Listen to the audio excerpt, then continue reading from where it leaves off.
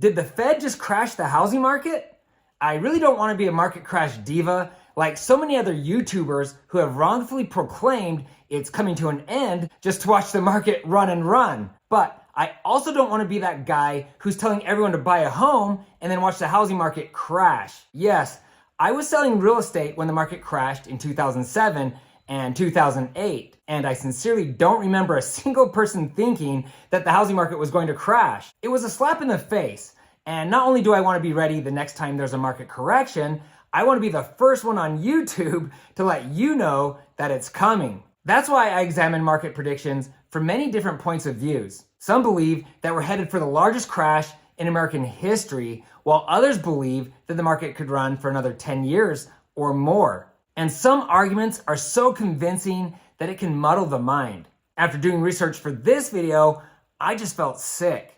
It has taken several days to digest the opposing point of views so I can give you the most accurate information for the housing market in 2022. Because I've always said higher mortgage rates would slow down the housing market, and due to the change in mortgage rates after the Fed's announcement, I had to give this one some serious thought. But I'm confident you'll have a solid understanding of what should happen in 2022 when you're done watching this video. Hi, I'm Ty the Real Estate Guy, and if you'd like to stay up to date on the latest real estate tips and trends, subscribe to my channel and ring that little bell. If you have questions or comments at any time during this video, please leave a message below. If you'd like to buy, sell, build a home, or invest in Utah real estate, please feel free to call or text. I would love to talk with you. And if you watch to the end, I'll make some recommendations that are sure to help those of you who are preparing to purchase real estate. Okay, so in my intro, I mentioned the market crash that started in 2007 and continued for a few years after. During this time, the housing market went down 33% nationwide. That's a huge number. Last year, in 2021, the housing market jumped nearly 20%. That too is an insanely large number. These are some massive swings, and they are not normal. The housing market increases about 3.7% per year on average, but the housing market, just like the stock market, will have its ups and downs. When the housing market has been up for so long and you've seen massive gains, you've got to start to wonder how soon before the market takes a downturn. So let's break down what's happening now and what should happen in 2022. First, let's look at what mortgage rates did last week after the Federal Reserve's announcement. You can see that rates have been stable for the last few months, but look at the sudden spike after the Fed's announcement just a few days ago. Even though rates had increased slowly from near all-time lows in August, they were still in a historically low range at the end of 2021. As I mentioned last week, the Fed dropped a bomb announcing a plan for quicker removal of rate-friendly policies. For months now, the Fed has been tapering, aka decreasing the number of new bonds it buys each month. But as of a few weeks ago, the Fed has accelerated the tapering process. Here's a recent article from CNBC explaining what's happening.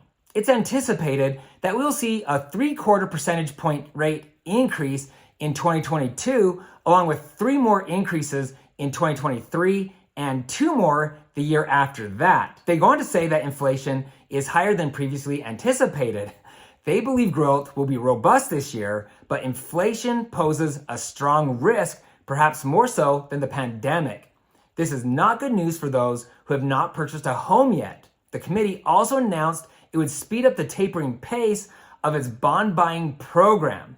This will free up the committee to start hiking rates. Side note, the federal fund rate does not relate directly with mortgage interest rates, but they often trend the same. So it's likely mortgage rates will increase sooner than expected. And if rates jump too high, the housing market undoubtedly will take a hit. The question is, what kind of hike are we talking about, and how will it change the housing market? Well, because the housing market crash would most likely lead us into another recession, it's highly likely the US government will do everything in its power to make sure the real estate market stays strong. So if mortgage rates come up too high, I believe they'll just back down. And this is why I believe a housing market crash is unlikely. But without a doubt, the housing market will correct in some areas of the country. Before I move on, I'd like to explain how just a 1% increase in mortgage rates could affect affordability and your ability to purchase a home. If you purchased a $400,000 home and put down a 20% down payment equaling $80,000, you would have a $320,000 mortgage. That 1% rate hike would change your monthly payment by approximately $200 per month. I know that's not earth-shattering, but it would make a lot of homes unaffordable for a lot of people. And when you add that 1% increase over the 30-year life of your loan, you'd pay approximately $60,000 more for that house in interest. When it comes to real estate, it rarely pays to wait. So after weighing in all the information, I came up with a comprehensive list to explain why the housing market will not crash in 2022 and why you should buy a house as soon as possible. Number one, stricter lending practices will greatly reduce foreclosures. Since the market crashed in 2007 and 2008, lenders have had much tighter lending practices. In other words, it's a lot harder to get a loan today. Before the Great Recession, banks would give loans to pretty much anyone. This is an understatement, but there were a lot of people buying homes that simply couldn't afford them. Home prices skyrocketed and the market collapsed when millions of Americans could no longer afford their house payments. This caused mass foreclosures. Today, you need a higher credit score, a larger down payment, and proof of employment, or more specifically, proof of income if you want to purchase a home. A housing market crash is highly unlikely due to the fact that banks are lending to more financially responsible individuals who are putting more money down, and it certainly doesn't hurt that. Number two, home values have skyrocketed. If you purchased a home 2 years ago, your home is now worth 20 to 50% more than what you paid for it. So even with a severe housing market crash, which isn't going to happen, there's a very good chance your home would still be worth significantly more than what you owe. But a lot of people have owned homes for a lot longer than that. For instance, I've been in my home for 7 years. Yes, we've added value with several additions, like finishing our basement, but today we could sell our home for more than double what we paid. When you add the equity gained over time to the increase in people's income and the ability to refinance to a lower house payment, affordability has drastically increased. This greatly reduces the chance of a housing market crash. Number three, most people have super low house payments and a ton of equity. Because mortgage rates have been so low for so long, a lot of people received a great rate when they bought their home. Many others have been able to refinance, drastically decreasing their monthly mortgage payment. Some people have chopped years off their mortgage by refinancing to a shorter term loan. This chart shows that over the last 20 years, homeowners have gained a lot of equity, greatly widening the gap between outstanding debt. Most first-time homebuyers put down 10 to 20%, giving them a loan-to-value ratio of 80 to 90%. If you have the average amount of equity in your home, that would equal approximately 65%. This would give you a loan-to-value ratio of only 35%. This gap is so large that even if the housing market crashed, most people wouldn't have to worry about going into foreclosure or have the need to short sell their home. As a matter of fact, the equity Americans have in their homes is so large that many are seeking ways to use their equity to purchase more real estate. In Utah, I'm working with Dustin Zeller, the king of creative finance, to help people drastically increase their wealth. If you live in Utah or you'd like to invest in Utah, feel free to reach out to me. Or I have multiple videos to explain how we're using creative financing and HELOCs to help some people create massive passive income. Look for the links below. Number four, mortgage interest rates. Yes, mortgage rates have come up recently, but historically, rates are still super low. Most people can still lock in a rate in the threes. Even with higher pricing, this will keep your house payment affordable. With this drop in mortgage rates, Americans are paying less to service their debt while earning more money. These crazy low mortgage rates are one of the main reasons first-time home buyers and investors are still pouring into the market. While we're on the subject of first-time home buyers, millennials have entered the market in record numbers, a trend that's predicted to go another 10 years or more. Number five, investors. Real estate is the fastest, safest way to build wealth, and real estate has helped more people become millionaires than any other form of investing. Individuals who understand this are finding loads of different ways to make money by investing in real estate. Also, large corporations and foreign institutional investors are aggressively purchasing real estate here in the US as they look for higher yielding investments. This only adds pressure to the housing market, pushing prices up. So why are so many foreigners buying properties in the US? Because on a global context, our homes are cheap. Compared to many other places, homes in our country are extremely affordable. If prices in the US were to catch up with home values in Canada, prices would jump another 30 to 70%. Number 6, more cha-ching. Simply put, people today have a lot more money. Thanks to COVID, a lot of people now work from home on a permanent basis. This has allowed them to save a lot of money. The stock market is also way up, along with cryptocurrency. Yes, cryptocurrency is volatile, but it's created a lot of wealth for some in 2021, and I'm guessing it will do the same in 2022 and beyond. As investors make gains in the stock market and crypto, some of this money is sure to find its way into real estate, which is a safer but still very profitable way to invest and a great way to diversify. Also, millions of Americans have created their own income or a second income by establishing a home business. In a lot of industries, pay has increased and unemployment is way down. These factors will allow a lot of people who previously couldn't purchase their first home or upgrade to a larger one. There's also an uptrend in parents and grandparents buying homes for their adult children. Why would they do this? Well, they too have been able to accumulate a lot of wealth, and buying a home for a child will help them avoid paying a 40% death tax. For tax avoidance reasons, loads of inheritance money will be invested into real estate. Number 7, COVID. As much as I hate the word, COVID has permanently changed our world. Homes have gained a lot of value, and not just financially, though there is a direct correlation. Thanks to the coronavirus, a lot of people now work from home on a permanent basis. For many, this requires a home office. A lot of people have had to upsize their houses, and for many others, it has pushed them to buy their first home. But that's just one small example of how COVID has changed home life. It has caused what I call the Great Migration, and millions of Americans have chosen to move to a more desirable location, maybe where there's lower taxes or better quality of life, like being close to family, or maybe a location where they can be more active, among other things. Homeowners also have the ability to better protect themselves and their families from the annoying virus, offering a safe place to work, play, and study. For this reason, a lot of people have purchased their first home, while many others have upgraded to a larger house, often with a larger yard. And millions of others have finished their basements or increased the size of their current home. At record numbers, people have added a home office, fitness space, sports courts, theater rooms, and things of this nature. This will cause a lot of people to hang on to their homes longer, which takes us to number 8, people just aren't selling their homes. Why? Well, as I just mentioned, a lot of people have added a lot of value to the place that they currently live. Why would you sell your home after adding so many wonderful features? On top of that, people don't want to compete with a dozen or so other people to get a new home. And because of the uncertainty, a lot of people have decided just to stay where they are with their super low house payment, even if it isn't perfect. Every time mortgage rates go up, more and more people are convinced to not list their home for sale. Number 9, the US government wants you to own a home.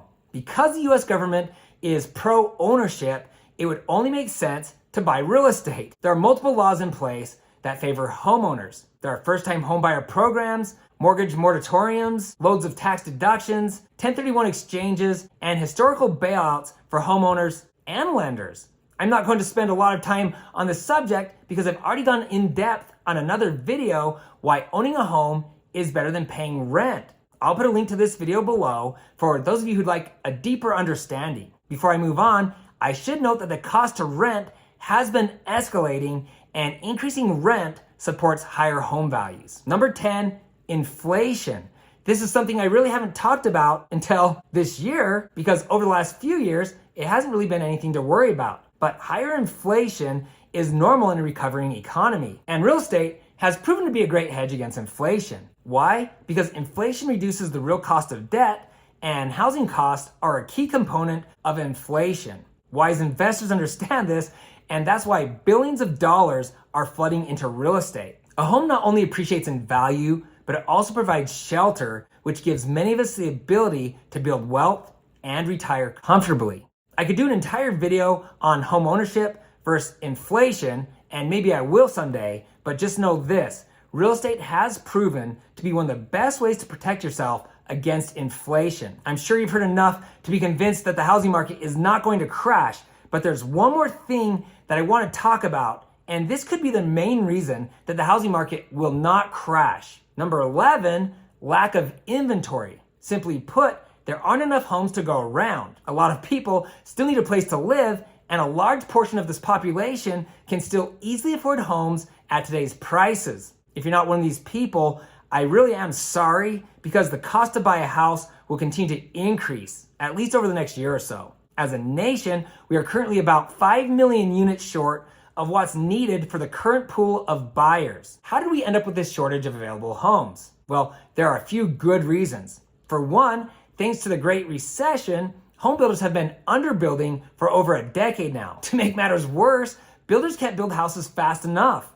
The shortage of building materials and labor has drastically slowed the home build timeline. So instead of it taking 3 to 4 months to build a home, it's now taking 8 to 12 months, and sometimes longer than that. If you're wanting to build a home, I strongly suggest you watch my recently released video, Should You Build a Home in 2022? It might change your mind. I'll put a link below.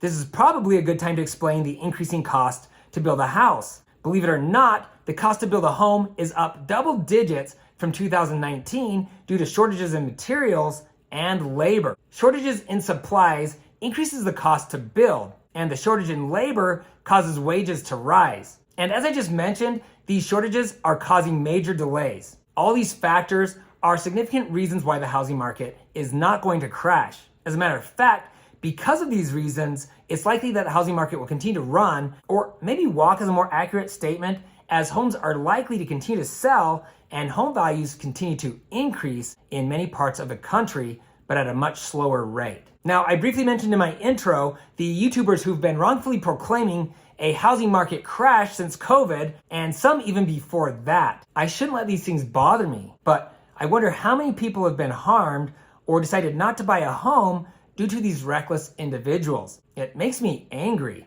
because many of you have been fooled into waiting. I feel your pain, and I'm truly sorry. I'm guessing that when the market finally corrects, whenever that is, they'll probably say, "See, I told you." Even after you could have purchased a home years earlier for 20 to 50% less than what houses cost today, and you'd have a super low monthly mortgage payment with a fixed rate below 3%. A lot of people have built enough equity and been able to lock in a low enough monthly house payment that it will change their lives forever, while many of you have missed out. This is one of the main reasons I make these videos. I pray that this information will reach those who've been deceived by those who wrongfully predict what the housing market is going to do. Sadly, multiple YouTubers producing market crash videos do it because they get loads of attention. In other words, they've sold their souls to the devil for views. I'm guessing many of these individuals are just uneducated, but there are some who know better. I don't want to be rude, and I'm not going to call anyone out, but I want you to know that I take a lot of pride in providing the most accurate and up-to-date information so you can make the best decision possible. I sincerely love you, and I have a deep desire to help you wherever you're from. Now, I want to reiterate that the housing market is not going to crash even if home values were to decrease significantly. Enough people have locked in a low enough monthly mortgage payment that they'll still be able to pay their bills even if there was a major downturn. And because they've built so much equity, it's highly unlikely the home's value will fall below what they owe. I'm confident enough to say it out loud for the world to hear: we will not have a crash like we saw during the Great Recession anytime soon, even with superinflation. So, as promised, here's a list of videos to guide you through the process of buying, selling, or building a home. The first-time homebuyer to-do list.